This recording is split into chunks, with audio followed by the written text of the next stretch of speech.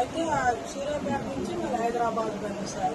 హైదరాబాద్ పోతే హైదరాబాద్లో అంబులెన్స్లో దిగిన తర్వాత నడమంటున్నారు, ఈ పరిస్థితిలో ఉన్నారు. తర్వాత ఏం చేసినట్టు ఆ బండి వస్తే బండి మీద తీసుకెళ్ళిపోయారు సార్. పోయినా గంట సేపటి కూడా ఒక డాక్టర్ గారు వచ్చి ఒక ఇంగ్లీష్లో కానీ ఒక మాత్ర కానీ ఒక ఏదన్నా ఎవరు లేదు సార్. పిల్లగాడు ఆవేశపడుతుంది, ఆశిస్తులు పెట్టి తీసుకొచ్చి ఆ తీయటం మళ్ళీ పండుకోవటం పిల్లగాడు అంత అల్లాడిపోతున్నా కూడా ఒక్క డాక్టర్ గారు కూడా వచ్చి పిల్లగాడిని పట్టించుకోలేదు సార్. గంటలో పిల్లగాడు ఈ పోలీసులు వచ్చి అట్లనే కూర్చుంటారు కానీ పోలీసులు ఏడికన్నా బాగాలేదు. నేనే ఏం సార్ మీరు వచ్చి అట్లనే కూర్చోరు, పిల్లగాడు అట్లా బాధపడుతుంటే మీరేం సార్ అన్నట్టు ఒక అతను పోయి బాగా రిపోర్ట్లు తీసుకొని సూర్యాపేటలో రిపోర్ట్లు తీసుకొని అక్కడ 4 నిమిషాలు పోతే సార్ పిల్లగాడు కుడిచే అట్టేసి అడంచే నా చేతులు పెట్టిస్తారు. ఇంటికి పోయిన తర్వాత వాళ్ళు వచ్చి అప్పుడు ఎదురప్పటి నుంచి అయ్యేది ఎట్లా నొక్కుతాడు పెట్టేసి తర్వాత మళ్ళీ ఆశిస్తుంది అయ్యేందు కట్టడానికి సాకలేదు బాడీ మళ్ళీ వారితో బాడీ సాకలేదు అయిపోయిందన్నాక అప్పుడు తర్వాత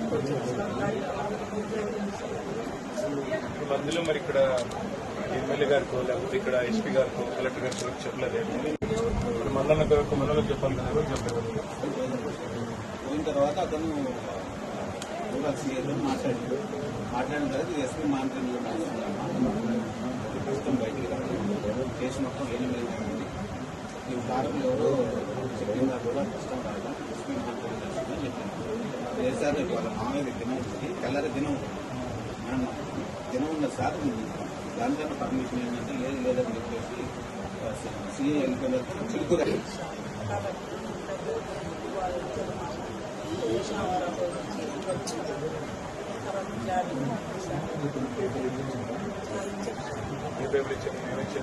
అదే అట్రాసిటీ కేసు అయిందన్నా, కేసు ఫైల్ అయిందన్నా.